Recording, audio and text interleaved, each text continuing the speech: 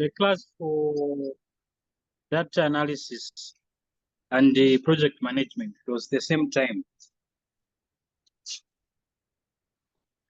Oh, okay. I see. Yeah, so that's the more reason why I think you've noticed it's a bit of inconsistent.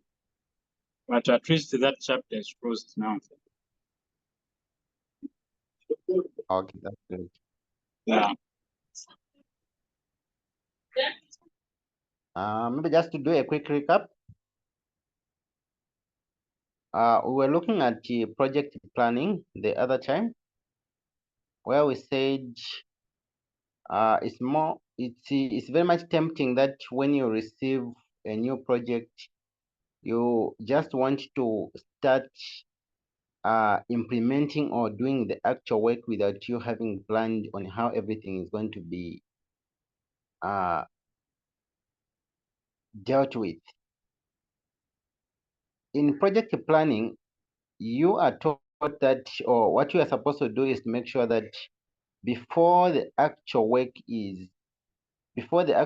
begins, you have to sit down and do the actual planning on how everything is going to be done. You need to see your entire project. You need to see the end from the beginning. What activities are you going to have? How much work really needs to be done? So everything to do with how the work is going to be done with regarding to how you're going to implement your project needs to be known right from the start when your project is just beginning. And not only you, but that needs to be also known by the entire team.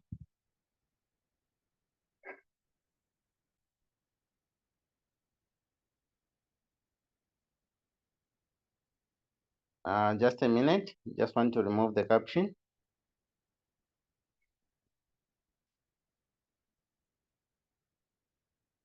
Okay. So we said project planning it refers to everything that you do to set up your project for success. That we talked about. We said that is the first thing that you need to do when you are looking at the project planning. Why do you need a project plan? Is to ensure that you are on the right track, or it gives you an overview of what is supposed to be done. How long does project planning should take? That depends on the actual project that you are working on. You cannot really specify that you need this amount of time for you to do your project planning. But of course, you can consult from from other managers, those that have dealt with similar project area before. So you can do consultations from those, and they can help you to give you at least some hints on how much time you require for you to do your planning. The tools that are used in project planning, we said one of them is workshop, the one-to-one meetings or interviews, surveys, or customer focus groups to gather and validate requirements.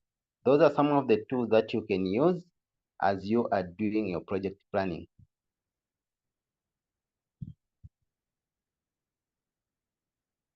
So you remember what we said, much of the work in project planning, it will have to do with you talking to your team members, getting views on how things are supposed to be done. Don't take it for granted that you, as the project manager, you are the only one who has the knowledge on how everything is supposed to be carried out. Remember what we said from the beginning? We said a project consists of people from different sectors. So people from different spheres of life or different disciplines, different professions will come and work on the same or a particular goal which they need to achieve by the end of the day. So you can consult from the team members, work together, inquire from them, and probe, get some few views on what they think should be done best to make sure that your project is set for success or will be successful. So much of the work when you deal with project planning, you'll find that is much of inquiries. Get some views from different people, your team members. Yeah, that is what you do.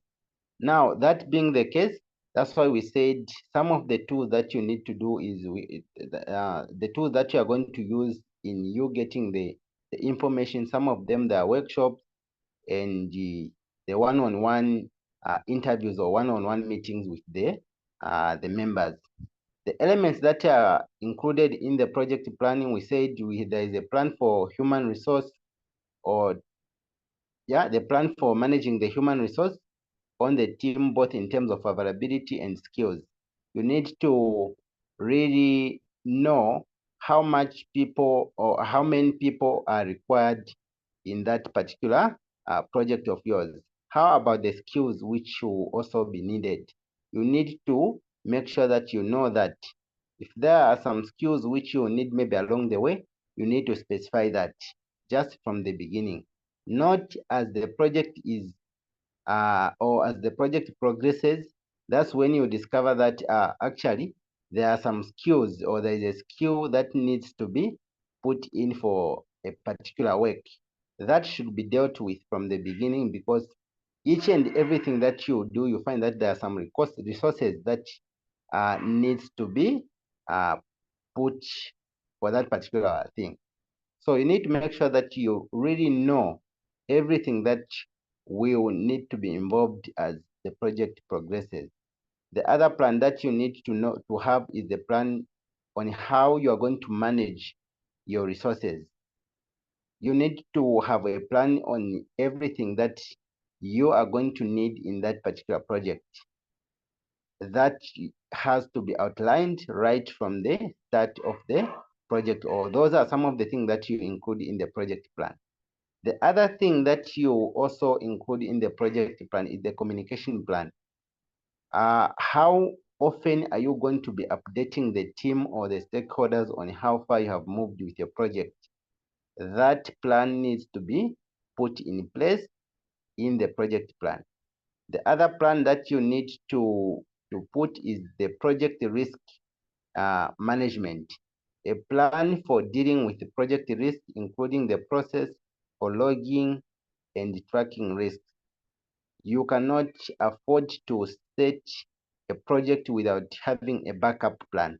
So you need to make sure that you have a backup plan. You have a plan on how risks that may arise as the project progresses, they are going to be managed. That plan needs to be included in the project plan. The other element that you include is the quality plan that specifies the quality targets for the project.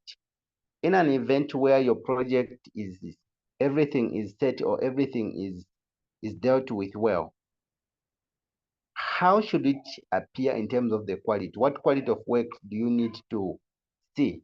So that plan, you need to set like the standards of the project. If it was a project to do with the bridge, when the bridge is built, what do you expect to see?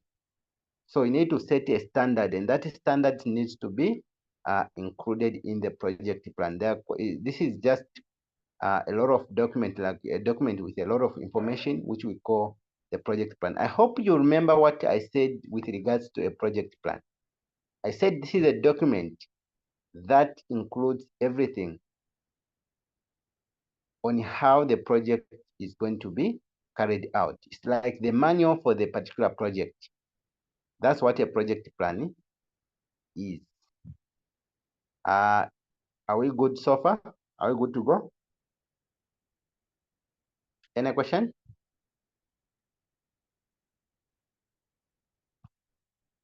Hello? Let me get feedback. Yes, we are together. Okay, great. So let's look at how to create a project plan. How do you go about creating this document?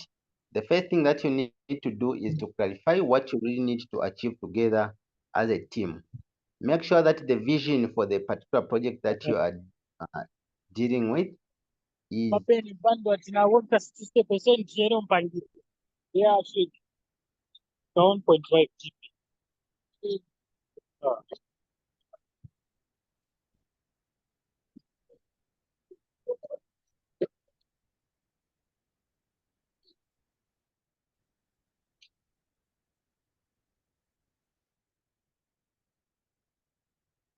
okay.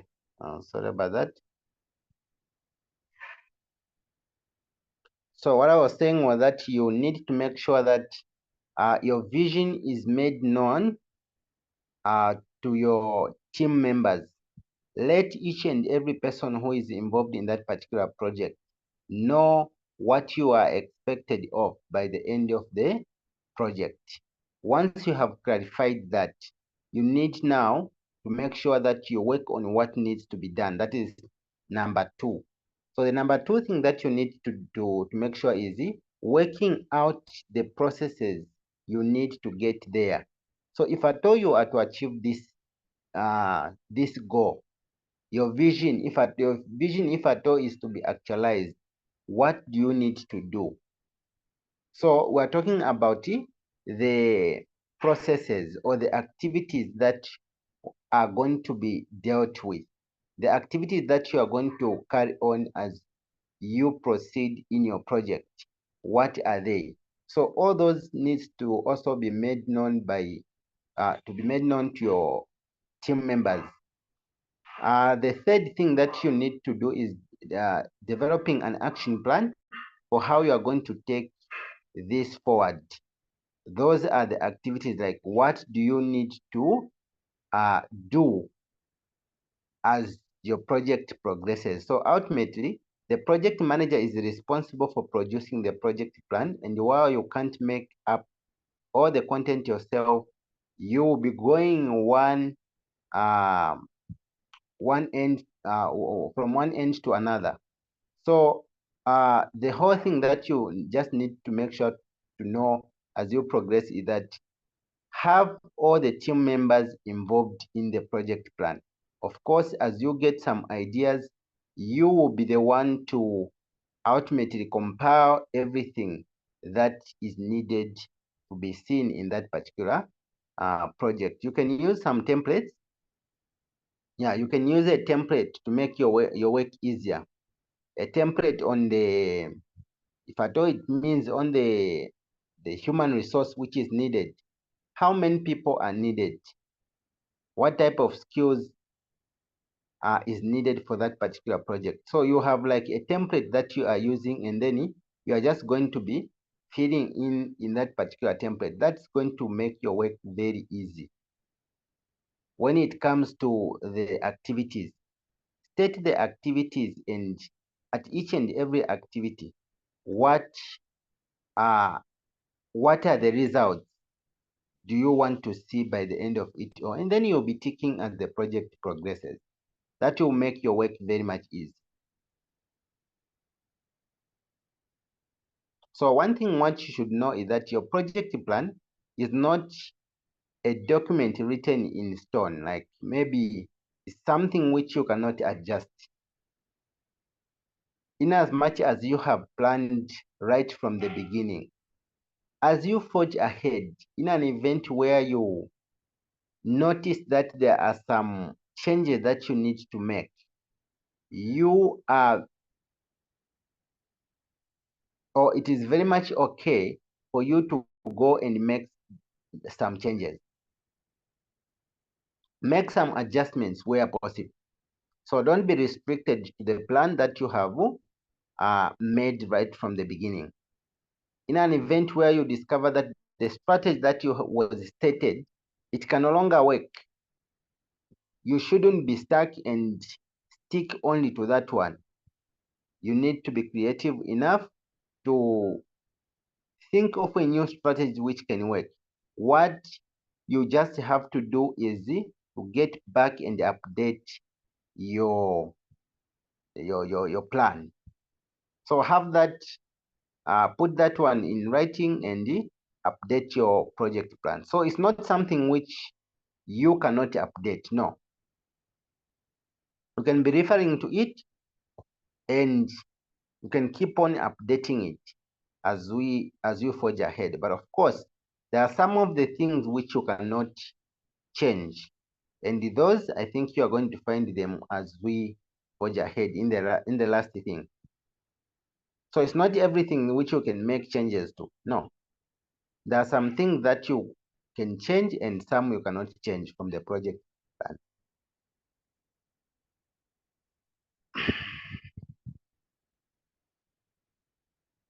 So how do you go about making the project plan? If at all this is your first time to do it, you don't have the answers. You are doing the work for the first time. How do you go about doing the planning? So the first thing that you can do is to use project assumption. For some people, we have they usually say you use the back from the future thinking. Back from the future thinking is the type of thinking where you take yourself in the future. Let's say you have a goal that you want to achieve by the end of the day. Maybe let's say you want to do your master's. You think of the benefits that you are going to get if you get that master's of yours, and how your master's is really going to help you in your career. And after you have thought of all those, so you are thinking of the enjoyment. You put all the benefits and you use your emotions actually to really throw yourself to see how good it is to have a master's. And once you have done that, now you ask yourself, how can you, or what do you need to do for you to enjoy that life or for you to get that master's? And then you find out that your brain is going to really think a lot and think of ways how you can raise the funds and how you can get that master's of yours. So this is what you are going to do. When you are saying the first thing that you need to do is to use project assumption. Assume that all the resources are there. So for this project, don't start assuming in a negative manner where what if this project, those people we have said, or this organization that have promised for some funds, what if they won't give us? So don't think in a negative manner. Assume all the resources will be available.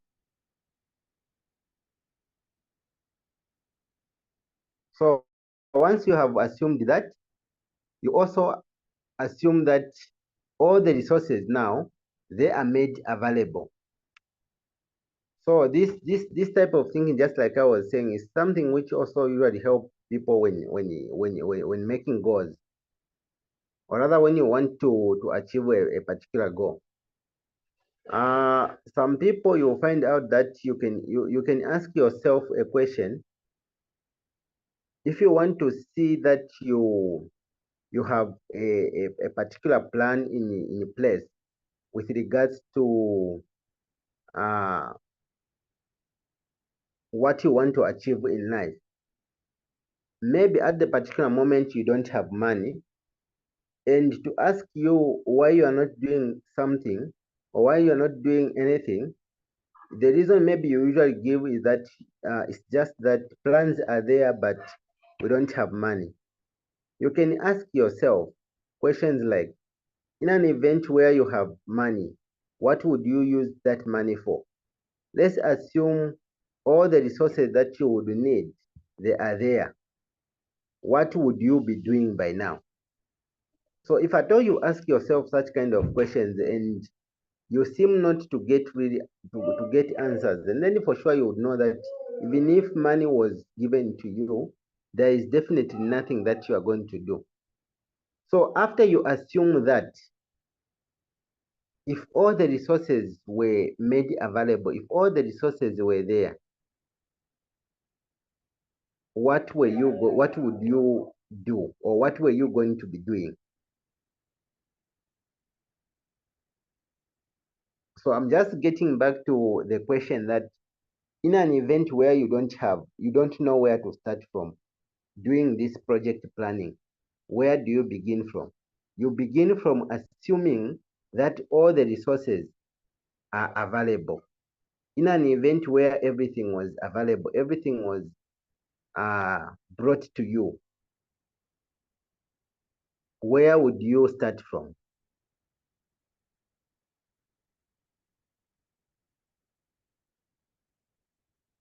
So you have to get the picture on how everything is going to be done. So this assumption is really going to help you a lot. That's why for those that have done economics, you'll find out that there is this term which they use, ceteris paribus. They try to hold everything constant. Let's assume everything is constant. We are just working with this one particular thing. Assume that all the problems, all the risks that you may think of, which may come along your way, assume that all those, they won't be there. Where would you begin from, or how would you do your work?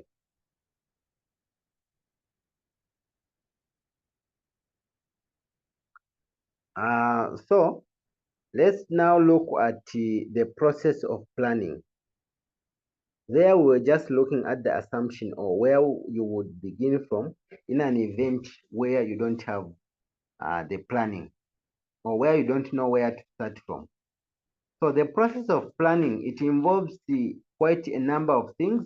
These are the things that you really need to do as you look at planning. So the first thing that you need to do is to look at the scope planning. These are the processes that we are trying to lay out here. When you look at scope planning, in here you have to specify the in-scope requirement for the project to facilitate creating the work breakdown structure. So you need to state the goal, the objectives, as well as the processes or the activities that you need to do in this particular work. So it's like you are having the whole overview of how the project is going to take place. Or when the project is done, what do you expect to see? That is scope planning. You are like thinking through on everything. The other thing is the preparation of the work breakdown structure, spelling out the breakdown of the project into tasks and subtasks. So of course, for you to get your job or to get your goal achieved, there are activities that you need to do. What are those activities? Break them down. We need to do this and this and that. After you have dealt with the activities that you need to do for you to have your goal achieved, the next thing, which is the third thing, is the project schedule development, where you list the entire schedule of the activities and detailing their sequence of implementation. You need to specify. After you have, in the second process, we said you deal with the activities. Look at the activities which you are going to do. Now, in step 3, you are trying now to put each and every activity in their order. Like from this activity, we are going to do this, we are going to do that. You even put specific dates towards it. The other planning is the resource planning. You need to indicate who will do the work and what work and at what time. In an event where you would need maybe special skill, maybe you need to procure some skills or to procure some things during the whole process. You need to make sure that that is detailed or it is taken down. That is on resource planning. The other one is budgeting planning or budget planning. So this one now you need to specify the costs that you are going to incur during the course of the project. That is right from the start till the end. Each and every cost that you need to incur or that you will incur, detail it down. Do your budgeting very well. The sixth is planning is procurement planning, focusing on vendors outside your company and subcontracting. In an event where maybe you need to procure some things, state that or put that in place. We also have risk management. For risk management is where you do plan B. In your planning, consider consider looking for plan B, an alternative, the one which we call contingency planning. So planning for possible risks and considering optional contingencies or contingency plan and mitigation strategies. No matter how well you may plan for your project, it could be that maybe the project, there could be some things which may make it fail to be successful. So put a plan in an event where this event or this situation hits us. What are you going to do? So you have to do a risk management plan. The other one is quality planning as well as communication planning. Communication planning is where you have to state on how you are going to be doing your communication as the project is progressing. Any questions so far?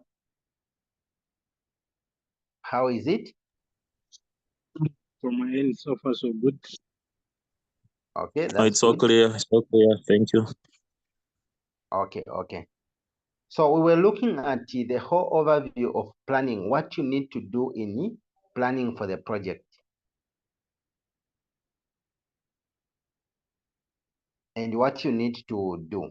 So that is where this module ends.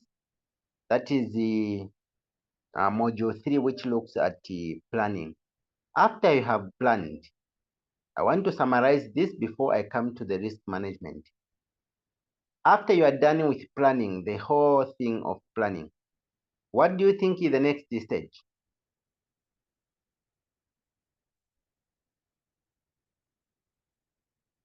Hello?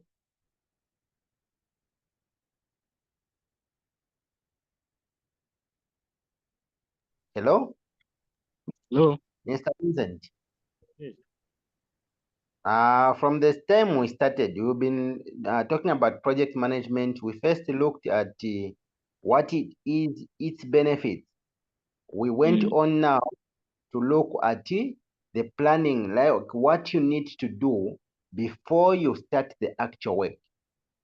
That's where we came in the project management plan, which is the document which it states on how the entire project is going to be carried out. We had to break down each and every element that is found in that particular book.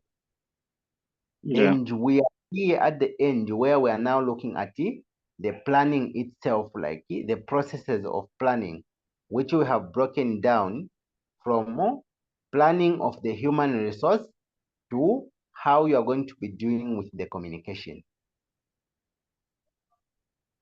What do you think should be the next thing? I think it's the implementation, taking action. The taking action, exactly. So the next thing is now to make sure that what you have been planning, you start. So I'm going to summarize this in just a few minutes before I come to risk management. it's actually, of course, if you have done your planning very well, when it comes to the implementation, you are just making sure that whatever you have planned is actualized. Start doing the work.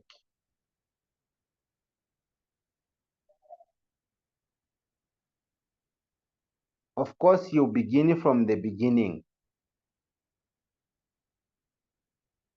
You will have everybody now in place. The people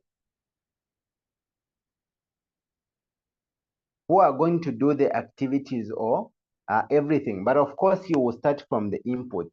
Like the inputs I'm talking about, the materials, the things that you need to use in that particular project, you will have them in place. You said maybe you need 50 pockets of cement. Make sure that you start now bringing them and offloading them. And as you are doing that actual work, of course, you work hand in hand with the monitoring and evaluation officer to make sure that everything is counted and it is according to your plan.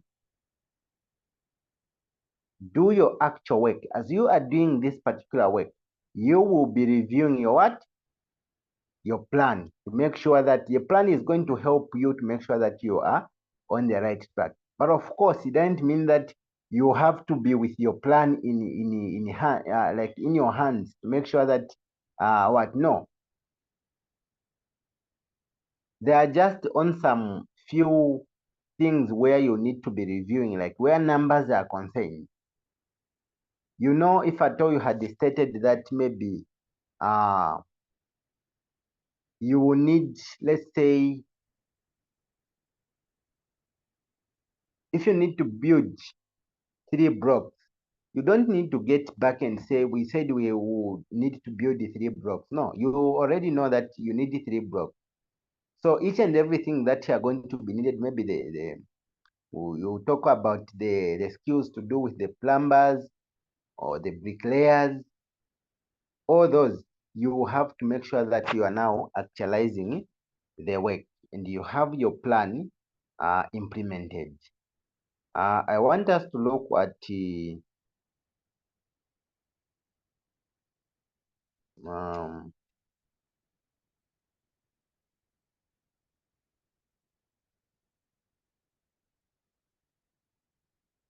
last module, which is the risk management. After you are done with your planning, risk management, it is more like it is still in the planning.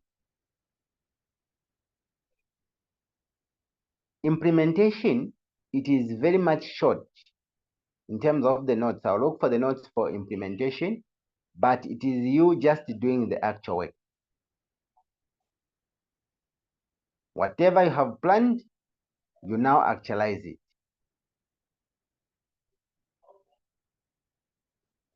Let's look at project risk minimization process. How do you go about doing risk management? So this is an introduction to risk management planning. So even the most carefully planned project, they can run into trouble. You could have planned very well your project, but things can get out of hand. So no matter how well you plan, your project can always encounter unexpected problems. Team members may get sick or quit. Resources that you were depending on, they turn out to be unavailable. That is, even the weather can throw you for a loop. You had a project maybe of, you wanted maybe this farming season to produce about 3 metric tons, you just yourself. And you only dependent on the rains. And the rains fell. Like it turns out like it was last year. The farming season was very much terrible. We didn't have, most of the areas in the country didn't receive the rains. And maybe even you, it happens that the weather have hit you. So this is what we are talking about. No matter how well you may plan for your project, no matter how well you will do in terms of planning, there is always a risk of you failing due to unforeseen circumstances. This is what I want us to really look at. Is that clear? Hello? Hello, it's clear to myself. Okay. So because of these unforeseen circumstances, you have no way, like you cannot avoid them. They are bound to happen, but does that leave you helpless against such unknown problems? No. You can use risk planning to identify potential problems that could cause trouble for your project. You can analyze how likely they are to occur and take actions to prevent the risk you can avoid, or to minimize the ones that you can't avoid. What is a risk? How could you define a risk to you? What is a risk?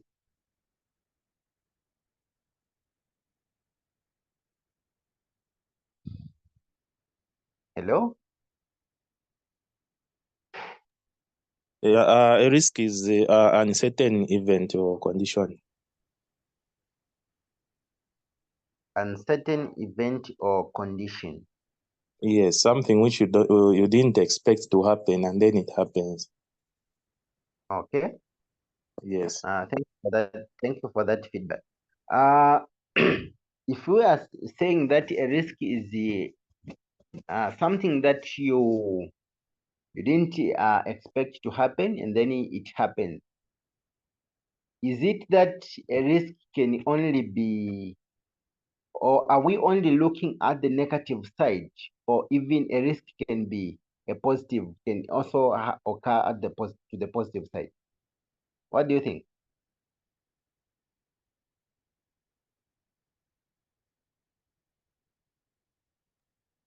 Yes, a risk can also be on a positive side or a negative side. On a positive side, in the sense that you can be able to plan in advance when you discover that there is a risk in a project. Yes. So you can be able to plan and avoid that risk.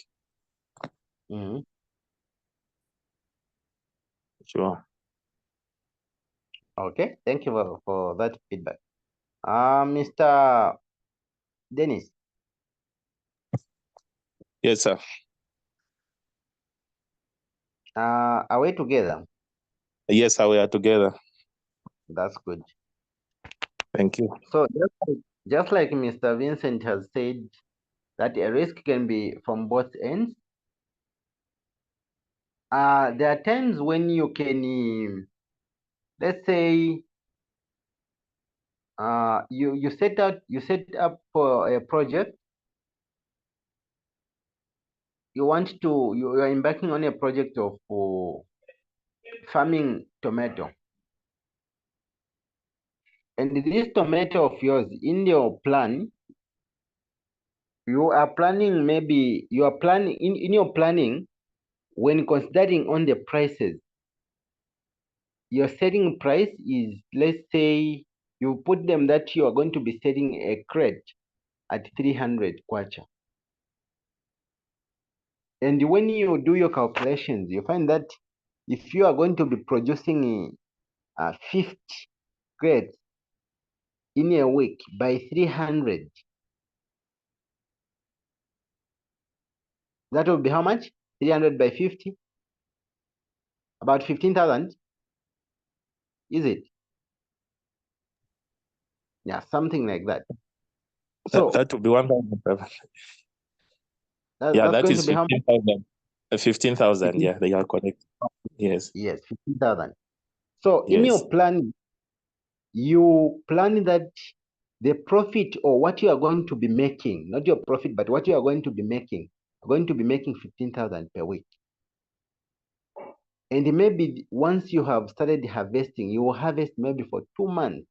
You are just harvesting.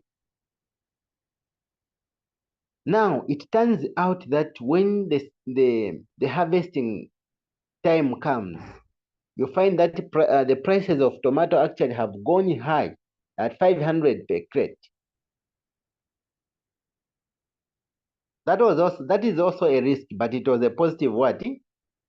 Positive risk. Yes. The negative risk would be what? The prices to be what? To be low. Be down. Yes. It would be a loss to you as a farmer. So if I told you were to be asked, what are the risks of you doing or farming tomato? Yeah, ending or venturing into a tomato farming.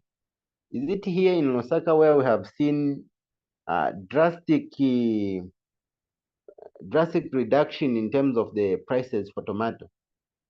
There was a time when tomato was selling at should be 3 kwacha to 4 kwacha, one tomato.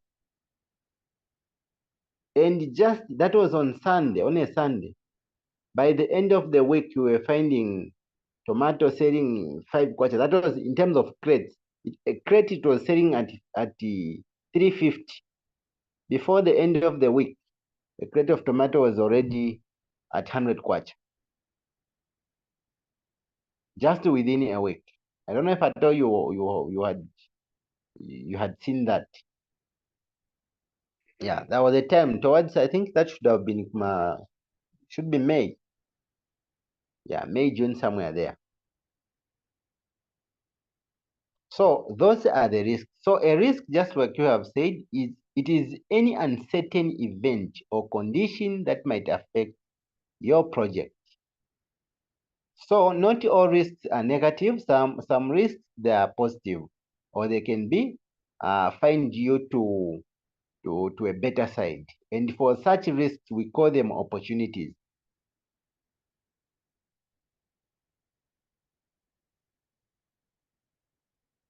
So there are no guarantees, or there are no guarantees on any project that is going to be successful. You plan, and unforeseen things or unforeseen circumstances can happen. Even the simplest activity can turn out into an unexpected problem. So anything that might occur to change the outcome of a project or activity, we can call that one a risk. So a risk can be an event like a snowstorm or a snowstorm, or it can be a condition like an important part of being unavailable. So either way, as long as it is something that may make your project to change, that can be a risk. So if your project requires that you stand on a cliff, then there is a risk that you could fall. Let's look at these 4 or 5 scenarios when we are talking about the risks. Let's say your project is that you have to stand at the edge of a cliff. What risks are there for you to stand at the edge of a cliff? The risk is that you can fall, right? Yes. Yeah. The risk is that you can fall. Now, that being the risk, what can you do for you to mitigate, or what can you do for you to manage that risk? The first thing, or one of the things that you can do is to do what? To avoid standing at the edge of a cliff, because you may fall. And if you fall, never know, you may break your bones and die. So the first thing that you can do is to avoid. The other thing, you can mitigate by putting something close or a table under that cliff, so that at least if you fall, you can hang on somewhere and not feel the impact of falling. The other one is transferring. You can transfer that risk to somebody. Let someone stand on your behalf. And if everything fails, then you have no option but to do what? To accept the risk. But that is only after you have tried all possible means and you are convinced that there is nothing that you could really do. Then you can just accept the risk. We are going to delve much on to explain on what each of those, or how you can deal with risk management on each and every, or on each of those. So when you are planning your project, risks are still uncertain. They haven't yet happened. But eventually, some of the risks that you plan for, they do happen. Some, they don't. There are 4 basic ways to handle a risk. The first way, it is to avoid. So the best thing you can do to yourself, if you are standing at the standing on the edge of a cliff, there is a high risk of you doing what? You falling. The best thing you can do is to do what? To avoid. Stop. Yes. Yes, don't stand there. So if at all you can avoid a risk, that is better. That is better. So the best thing you can do with a risk is to avoid. If you can prevent it from happening, it definitely won't hurt your project. The easiest way to avoid the risk is to walk away from the cliff, but that may not be an option. Otherwise, most of the people would be choosing for this one where you avoid all the risk. Why risking putting something under that maybe if at all you fall or you do what? Why should you risk, or why should you find all those means when you can avoid? So the issue of or the option of you avoiding a risk, mostly it is not even, or it is usually not available. So because this option is usually not there, you have to look at the other ways, the other means. But if at all you can avoid a risk, then you better do so. Is that clear? So Clear. the second, yes, the second way of handling a risk is to mitigate. To mitigate, if you can't avoid the risk, you can mitigate. This means taking some sort of action that will cause it to do as little damage to your project as possible. So of course, we saw from the previous, from that diagram, mitigation, it was someone getting a table and putting under the edge, such that even if you were to fall, at least you won't fall on the ground, you fall where? On the table. That is to mitigate. It's more like to neutralize the risk. So the risk is going to hit you, but at least the impact won't be felt that much. That is to mitigate. The other way of handling a risk is to transfer. One effective way to deal with a risk is to pay someone else to accept it for you. This is more common in insurance industry. What the insurance industry usually do is they usually get the risk. Mostly usually transfer the risk and it will be on them. So you'll be paying some sort of money, and if it occurs, if the event occurs, they will be the one to take up the risk. The other one, which is the fourth one, is to accept. When you can't avoid, you can't mitigate, you can't transfer the risk, then you only have one option, which is to accept it. But even when you accept a risk, at least you've looked at the alternatives and you are really convinced that you have no option. In as much as you know that you don't have any option, you know that if this happens, what I'm going to do is this.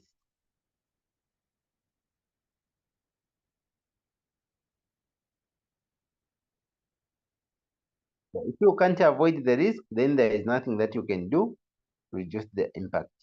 Accepting is the only thing that you have. So by the time a risk actually occurs on your project, it's too late to do anything about it. So for tonight, we are going to end here. Tomorrow, as we join class, I want us to look at the risk management plan. We're going to deal with the planning of everything. I think this will mark the end of our to mark the end of our course. Unless there is a question. Hello.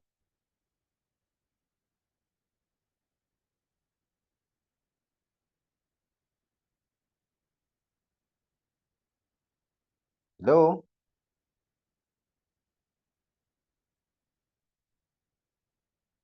Mr. Vincent. Hello.